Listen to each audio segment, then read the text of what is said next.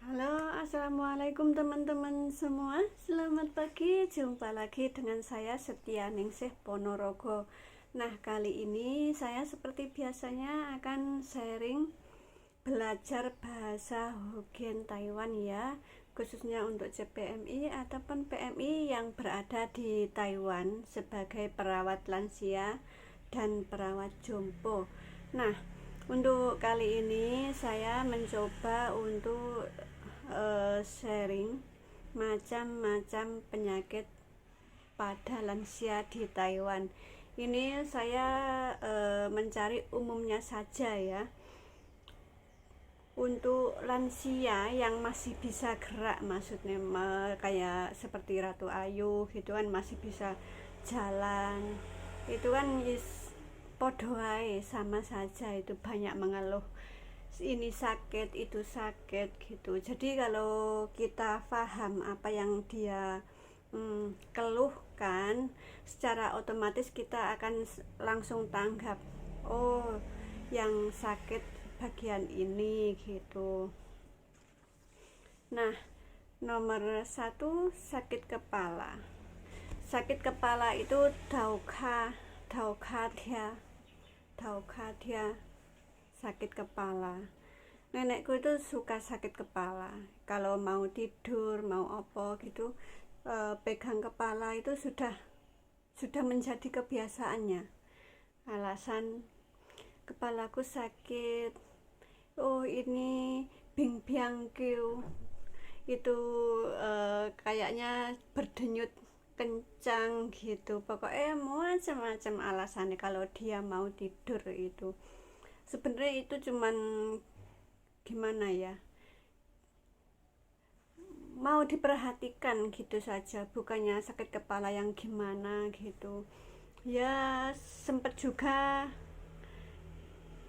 anaknya itu panik, Cece panik itu, katanya dia jatuh, kepalanya terbentur ini itu gitu. Tapi saat itu aku yakin dia tidak jatuh karena dia kebiasaan suka kalau ndak ada orang itu kencing di mana-mana. Kalau semacam Ratu Ayu umur sudah hampir 100 tahun, jatuh terpeleset itu tidak mungkin untuk melepas celana dan melepas popok.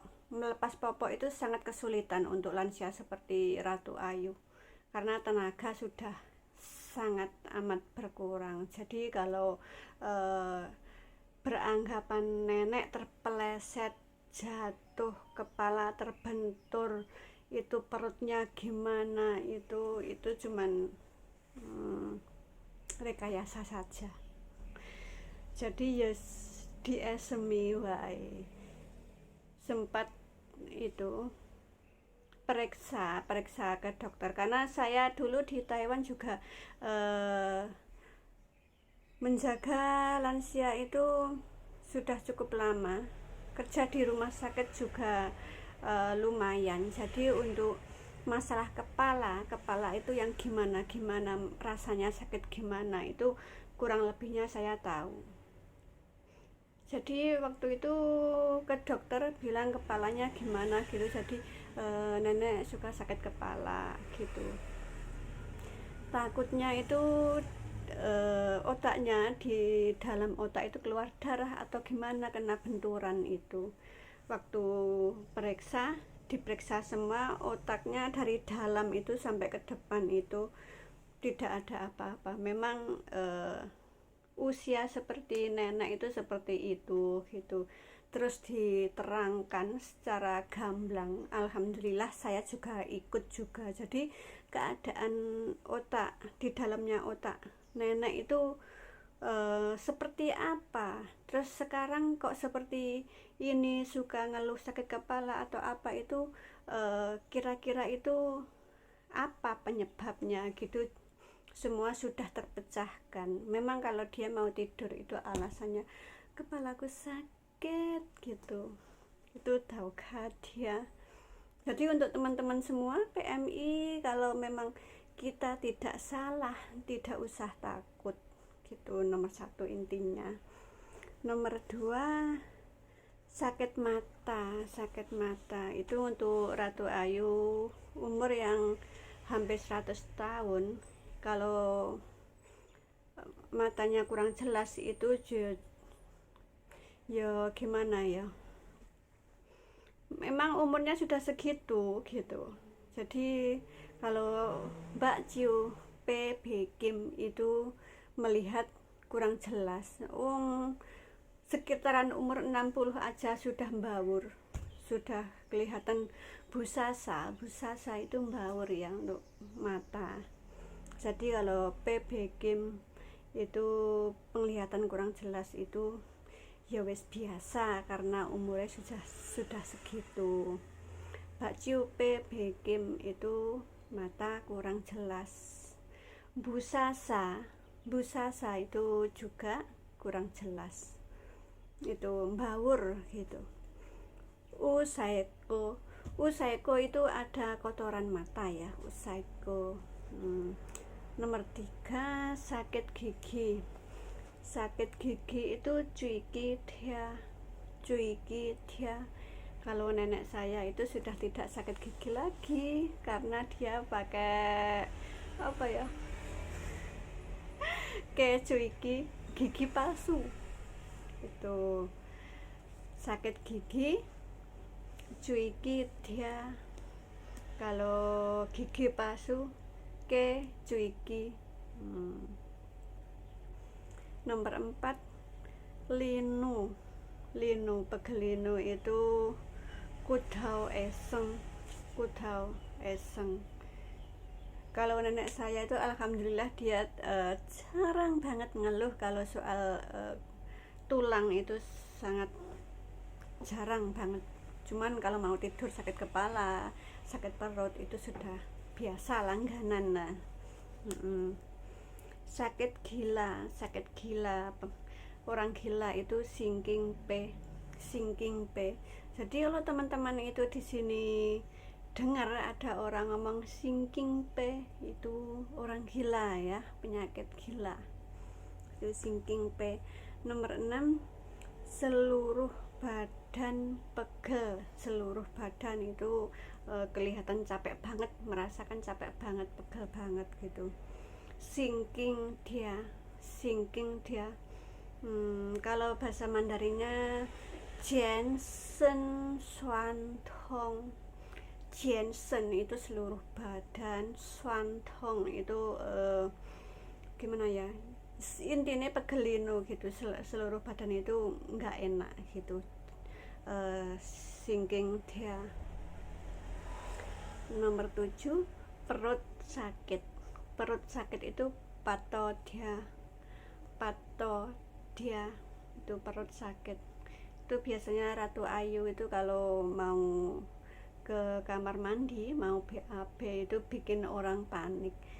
Tapi sebenarnya gimana ya, kalau dia itu mengeluh perutku sakit, biarkan saja, kalau dia sudah kelihatan mau BAB, dia ke kamar mandi sendiri. Itu kalau Ratu Ayu selama ini saya jaga itu, kalau anaknya yang di salon itu lumayan mengerti tentang dia.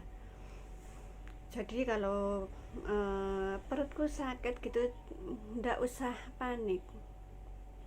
Kalau memang mau berak, dia nanti waktunya berak dia ke belakang sendiri gitu. Jadi tidak usah untuk kalau dia mengeluh perut sakit itu jangan panik terus dikasih obat-obatan yang tidak pada anjuran dokter ya, itu sangat berbahaya. Nomor 8, hati sakit hati. Sim edia sakit hati. Nomor 9, tangan pegel. Ciu eseng. Kadang kita bawa barang yang berat atau melakukan aktivitas apa gitu, tanganku pegel kabeh gitu. Ciu eseng. ciu eseng. Kaki pegel. Kalau kaki pegel itu ka eseng. Itu kadang kala itu wah sikiku pegel banget, sikiku kuwesel gitu, sambat mengeluh kaki sakit, itu ka eseng. Seng itu apa ya, kurang lebihnya itu pegelino lah, pegel gitu kalau di Indonesia pegelino. Nomor 11 kuku berdarah itu jingka lau hui. Itu biasa kalau nenek saya itu dikutik itu kalau dia lagi free, dia lagi ndak ada kerjaan lain gitu, sambil nengok TV sambil mainan kuku itu bisa sampai beset berdarah. Kalau sudah berdarah nanti bernanah gitu. Jadi untuk berdarah sendiri, kuku itu bisa berdarah itu namanya jingka lau hui. Jingka lau hui, lau itu mengalir, hui itu darah, jadi keluar darah itu ya. Jingka itu kuku, jingka lau hui. Kalau kuku sampai bernanah itu mestinya sakit ya, yang kuning itu keluar darah kuning itu jingka langa itu nanah darah putih, itu langa gitu kalau bahasa Hokkien ya, jingka langa. Nah, itu macam-macam penyakit yang sering diucapkan pada lansia di Taiwan ya, sering dirasakan lansia di Taiwan. Semoga video saya bermanfaat untuk teman-teman yang mau bertanya ataupun kepengin belajar bareng, ikuti saya, bisa bertanya di WA ataupun langsung ke kolom komentar ya. See you next time, see you next video. Akhir kata, wassalamualaikum warahmatullahi wabarakatuh.